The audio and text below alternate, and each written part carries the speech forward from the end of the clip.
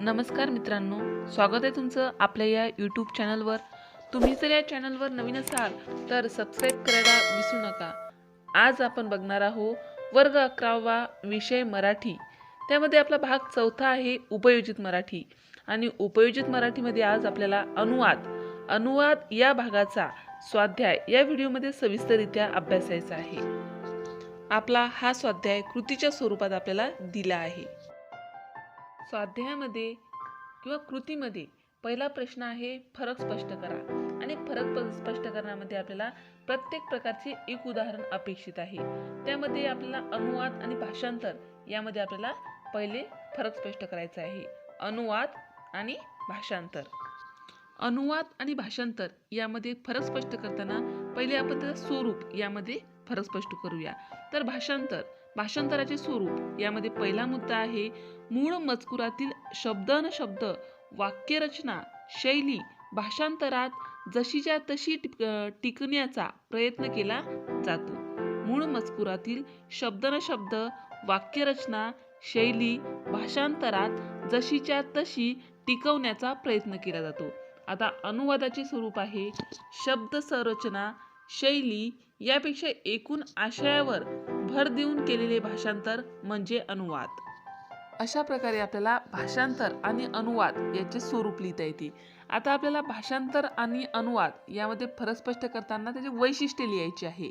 तर भाषांतराचे वैशिष्ट्य आहे नेमकेपणा काटेकोरपणा तंतोतंतपणा यथार्थता ही वैशिष्ट्ये भाषांतराची आहेत। आता अनुवादाची वैशिष्ट्ये आहे एका प्रकारे मुक्त भाषांतरच असते, आवश्यक तिथे संक्षेप किंवा विस्तारही केलेला असतो। ही आहे भाषांतर आणि अनुवादाची वैशिष्ट्ये। आता भाषांतर आणि अनुवाद यामध्ये फरक स्पष्ट करताना आपल्याला तिसरा मुद्दा वापरायचा आहे अनुवादकाची शैली। अनुवादकाची शैली भाषांतर आणि अनुवाद यामध्ये कशी असते हे आपल्याला फरक स्पष्ट करायचं आहे। तर पहिले भाषांतर यामध्ये अनुवादाची शैली बघा। भाषांतरकार आपल्या लेखन शैलीत मूळ मजकुराशी जास्तीत जास्त प्रामाणिक राहण्याचा प्रयत्न करतो। भाषांतरकार आपल्या लेखन शैलीत मूळ मजकुराशी जास्तीत जास्त प्रामाणिक राहण्याचा प्रयत्न करतो। आता अनुवाद यामध्ये अनुवादकाची शैली अनुवादात अनुवादकाच्या शैलीची छाप दिसून येते, कारण अनुवादकाने शैलीचे स्वातंत्र्य घेतलेले असते। अनुवादकाने शैलीचे स्वातंत्र्य घेतले असते। आता आपला चौथा मुद्दा आहे उदाहरणे। आपल्याला भाषांतर आणि अनुवाद यामध्ये उदाहरणाच्या सहाय्याने फरक स्पष्ट करायचा आहे। तर भाषांतराचं उदाहरण आहे विविध सामाजिक शास्त्रे आणि विज्ञान तंत्रज्ञान या संबंधीची भाषांतरे। आता अनुवाद याची उदाहरणे बघा। डॉक्टर APJ अब्दुल कलाम यांच्या विंग्स ऑफ फायर या आत्मचरित्राचा मराठीत अग्निपंख या नावाने माधुरी शानभाग यांनी केलेला अनुवाद। हे काय आहे भाषांतर आणि अनुवाद यामध्ये उदाहरणाच्या सहाय्याने केलेला फरक आहे। अशा प्रकारे भाषांतर आणि अनुवाद यामध्ये स्वरूप वैशिष्ट्ये अनुवादाची शैली आणि उदाहरण या मुद्द्याच्या सहाय्याने आपण फरक स्पष्ट केला आहे। फरक स्पष्ट करामध्ये आपल्याला दुसरा आहे रूपांतर आणि स्वैर अनुवाद। रूपांतर आणि स्वैर अनुवाद यामध्ये आपल्याला फरक स्पष्ट करायचा आहे।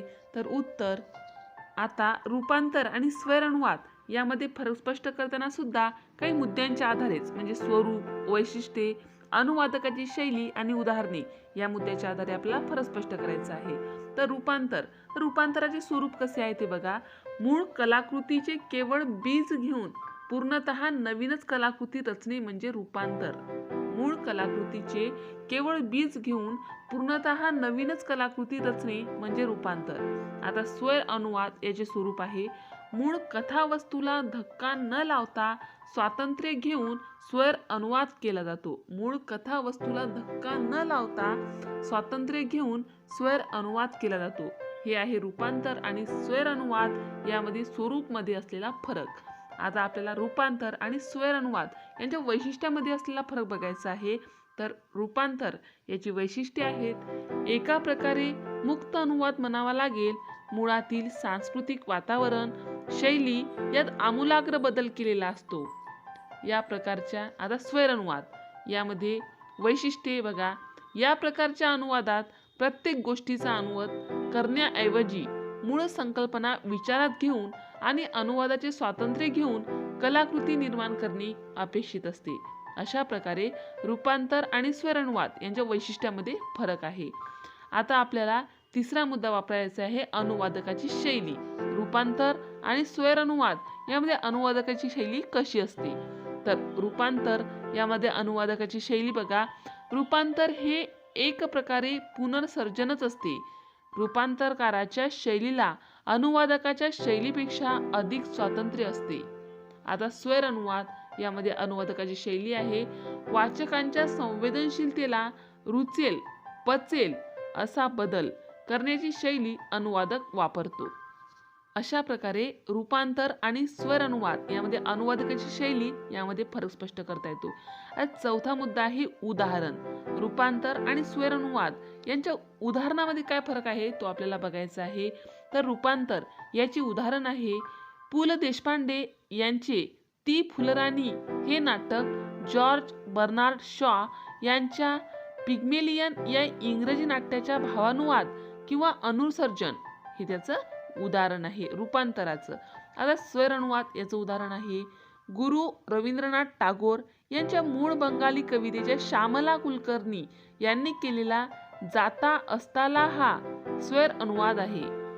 अशा प्रकारे रूपांतर आणि स्वैर अनुवाद यामध्ये आपल्याला स्वरूप, वैशिष्ट्ये, अनुवादकाची शैली आणि उदाहरण यामध्ये सविस्तर फरक स्पष्ट करता येतो. आणि फरक स्पष्ट करा मध्ये दिलेले प्रश्न पूर्ण करता येतात. प्रश्न दुसरा आहे, अनुवादाची कार्यक्षेत्रे स्पष्ट करा. अनुवादाची कार्यक्षेत्रे स्पष्ट करा. तर उत्तर, वृत्तपत्रे, अन्य प्रसार माध्यमे, न्यायालये, इतर सरकारी संस्था इत्यादी ठिकाणी अनुवादकाची गरज असते. भाषांतर, रूपांतर आणि अनुवादाच्या कामासंदर्भात आंतरजालाच्या माध्यमातून निविदा मागवल्या जातात. ऑनलाईन कामे व ऑनलाईन मानधन असे काहीसे स्वरूप या क्षेत्रातील कामासंदर्भात पुढे येत आहे. रेडिओ, दूरदर्शन, चित्रपट इत्यादी प्रसार माध्यमात अनुवादाच्या संधी उपलब्ध होत आहेत. अनेक बहुराष्ट्रीय कंपन्या विस्तारासाठी आपले जाळे जगभरातील विविध देशात पसरवत आहेत. विपणनासाठी, जाहिरातींसाठी अनुवादाची गरज असते. अनेक दर्जेदार साहित्याचे अनुवाद विविध भाषात करण्याची संधी उपलब्ध आहे. त्यामध्ये शिक्षण क्षेत्र आहे. मुद्रित साहित्याच्या अनुवादाची कार्यक्षेत्रे यामध्ये पहिले जे क्षेत्र आहे ते आहे शिक्षण क्षेत्र.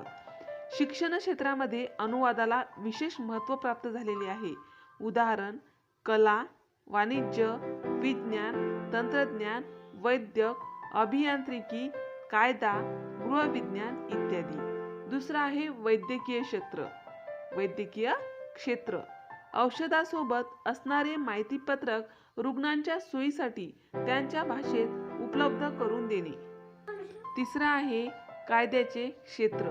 कायद्याचे क्षेत्र सामान्य माणसांपर्यंत कायद्याचे ज्ञान पोहोचवून समाजाला विधायक दिशा देण्याचे काम करण्यासाठी अनुवादकाची भूमिका महत्त्वाची ठरते. उदाहरण, 7/12चा उतारा, स्त्रीविषयक कायदे, कायद्यात होणारे नवीन बदल इत्यादी. चौथा आहे पर्यटन सेवा. देशी विदेशी पर्यटकांना पर्यटन स्थळांची माहिती व महती समजण्यासाठी अनुवादकाची गरज भासते. तसेच अतिथीगृहे, स्वागत कक्षातील जनसंपर्कासाठी अनुवादक दुवा म्हणून काम करतो. पाचवा आहे प्रसार माध्यमे. समाज संपर्काची महत्त्वाची साधने म्हणून नियतकालिके, रेडिओ, दूरदर्शन, चित्रपट ह्यांच्याकडे बघितले जाते. प्रसार माध्यमांच्या सद्यस्थितीतील वाढता प्रसार बघता या संदर्भात अनुवादाच्या क्षेत्रात मोठी संधी उपलब्ध आहे. सहावा आहे अन्य क्षेत्रे. अन्य क्षेत्रामध्ये काय काम आहे? तर त्याचबरोबर जाहिरात क्षेत्रे, प्रशासन, उद्योग, व्यापार, सांस्कृतिक क्षेत्र, क्रीडा तसेच आकाशवाणी, दूरदर्शन, चित्रपट, बँक आणि दैनंदिन व्यवहार इत्यादीमध्ये अनुवादाची नितांत गरज निर्माण झालेली दिसून येते. अशा प्रकारे अनुवादाची कार्यक्षेत्रे स्पष्ट करता येतात. प्रश्न तिसरा आहे अनुवाद क्षेत्रातील व्यवसायाच्या संधी तुमच्या शब्दात नमूद करा. अनुवाद क्षेत्रातील व्यवसायाच्या संधी तुमच्या शब्दात नमूद करा. उत्तर: आधुनिक काळात विज्ञान तंत्रज्ञानाच्या प्रगतीमुळे जग जवळ आले आहे. अनुवादाचे क्षेत्र विस्तारले आहे. आज अनुवादाच्या कामाचे स्वरूप ऑनलाईन झाले आहे.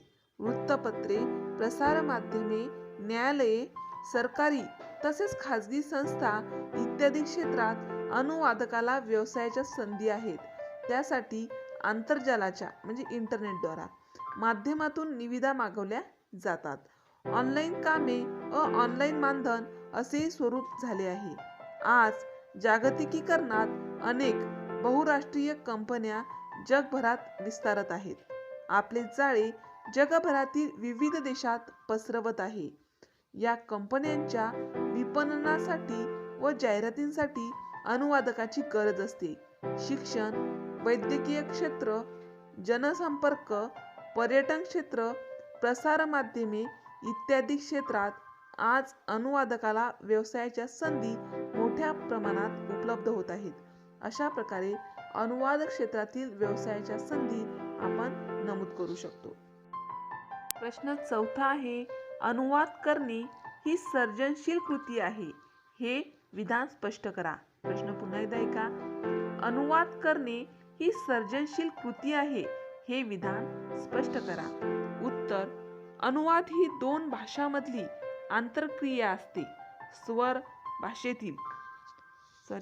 स्रोत भाषेतील मजकूर लक्ष्य भाषेत आणताना अनुवादकाचे दोन्ही भाषांवर प्रभुत्व असावे लागते. अनुवाद करताना मूळ मजकुरातील आशयाला धक्का न लावता नवी संहिता अनुवादकाला निर्माण करावी लागते.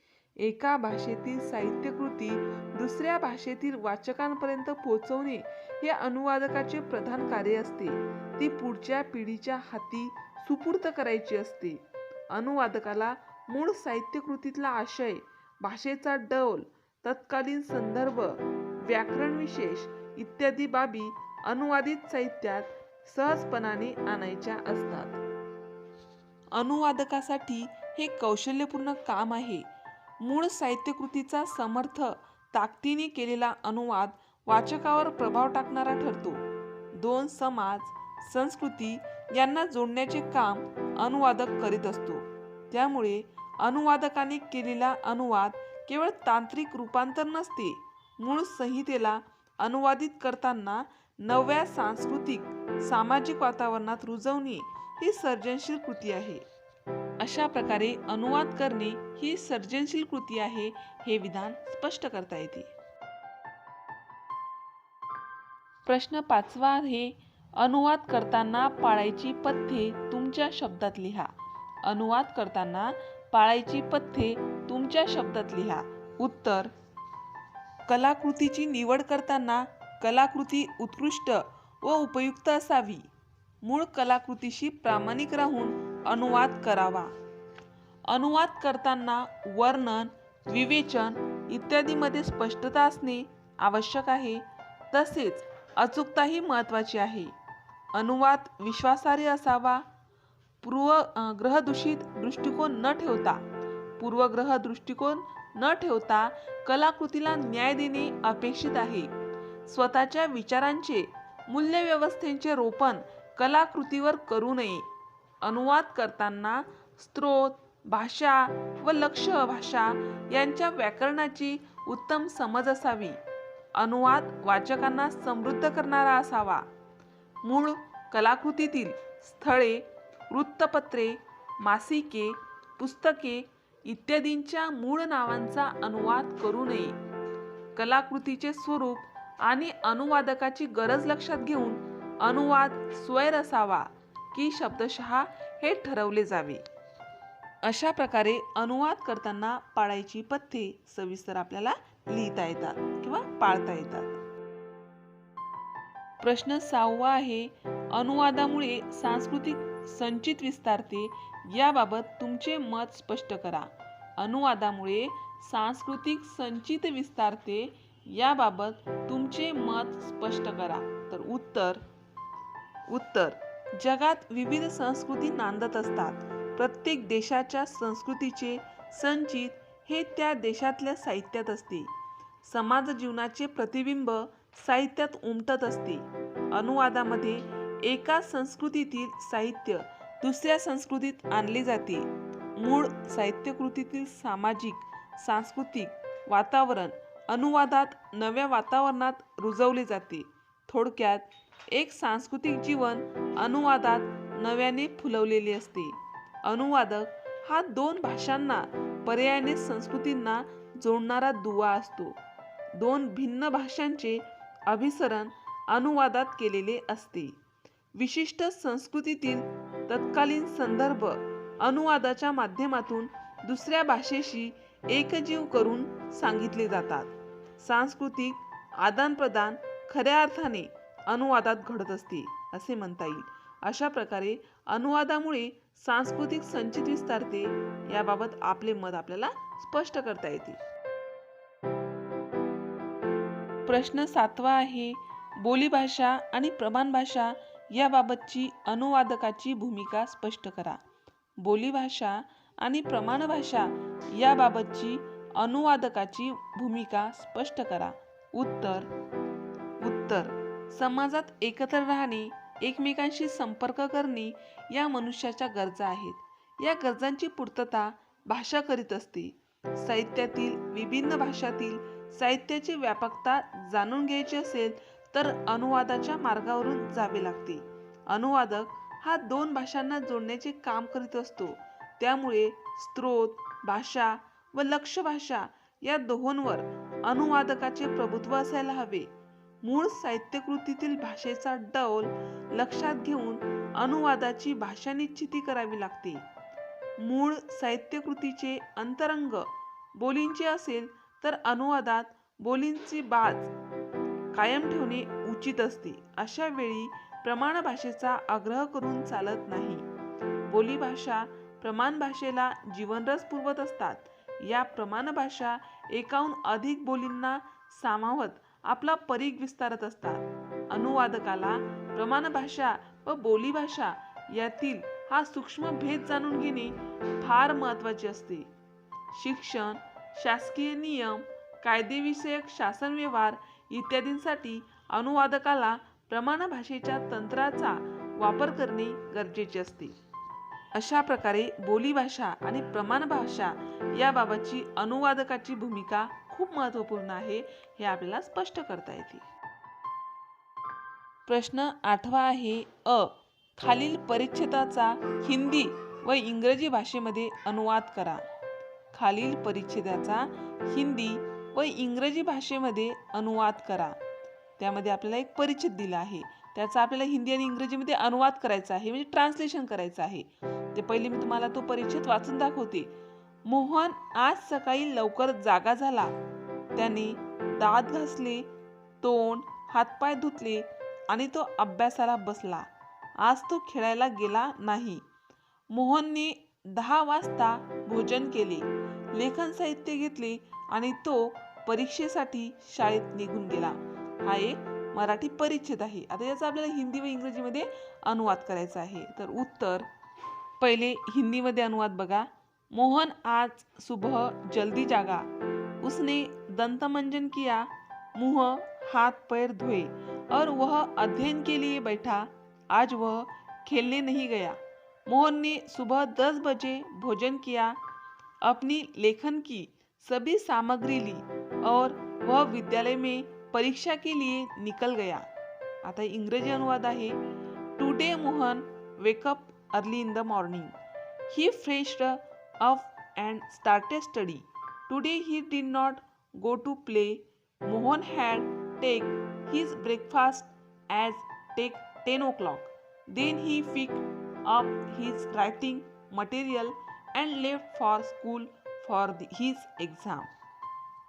अशा प्रकारे दिलेल्या परिच्छेदाचा आपण हिंदी व इंग्रजीमध्ये अनुवाद केलेला आहे. आहे खालील वाक्यांचा मराठी व इंग्रजीत अनुवाद करा. आपल्याला खाली काही वाक्य दिली आहे, ती हिंदीमध्ये आहे, तर आपल्याला या वाक्यांचा आता मराठी व इंग्रजीत अनुवाद करायचा आहे. त्यामध्ये पहिलं वाक्य आहे, किसी नदी में एक भेड़िया ऊपर की तरफ पानी पी रहा था। किसी नदी में एक भेड़िया ऊपर की तरफ पाणी पी रहा था। आता याचा अनुवाद करायचा आहे आपल्याला। पहिले मराठी अनुवाद बघा। कुठल्याशा एका नदीवर एक लांडगा प्रवाहाच्या वरच्या दिशेला पाणी पित होता। आता त्याचा इंग्रजी अनुवाद आहे a wolf was drinking water upstream of the river. इंग्रजीतला अनुवाद पुन्हा एकदा वाचून दाखवते। A wolf was drinking water upstream of the river. दूसरं वाक्य आहे मेरे मित्र की चिट्ठी कई दिनों बाद आई। मेरे मित्र की चिट्ठी कई दिनों बाद आई या हिंदी वाक्याचा मराठीत अनुवाद होतो माझ्या मित्राचे पत्र कितीतरी दिवसांनी आले। माझ्या मित्राचे पत्र कितीतरी दिवसांनी आले। आता मेरे मित्र की चिट्ठी कई दिनों बाद आई याचा इंग्रजी अनुवाद होतो my friends letter arrived after so many days. My friends letter arrived after so many days. तिसरं वाक्य आहे राम के पिता मोहन यहाँ आए हैं। राम के पिता मोहन यहाँ आए हैं याचा मराठी अनुवाद आहे रामचे वडील मोहन इथे आले आहेत। रामचे वडील मोहन इथे आले आहेत। आता राम के पिता मोहन यहाँ आए हैं याचा इंग्रजी अनुवाद होतो Ram's father Mohan has arrived here. अशा प्रकारे दिलेल्या वाक्यांचा मराठी व इंग्रजीत अनुवाद आपल्याला करता येतो। अशा प्रकारे आपण अनुवाद या भागाचा संपूर्ण स्वाध्याय या व्हिडिओमध्ये अभ्यासला आहे। अशाच प्रकारचे नवनवीन व्हिडिओ पाहण्यासाठी या चॅनलला सबस्क्राईब करा। आमचे हे व्हिडिओ लवकरात लवकर तुमच्यापर्यंत पोहोचण्यासाठी बाजूला दिलेल्या बेल आयकॉन बटनवर क्लिक करा। तुम्हाला जर हा व्हिडिओ आवडला असेल तर लाईक करा, मित्रमैत्रिणींमध्ये शेअर करा। काही समस्या असतील, काही अडचणी असतील, शिवाय काही सूचनाही असतील तर कमेंट करा। हा व्हिडिओ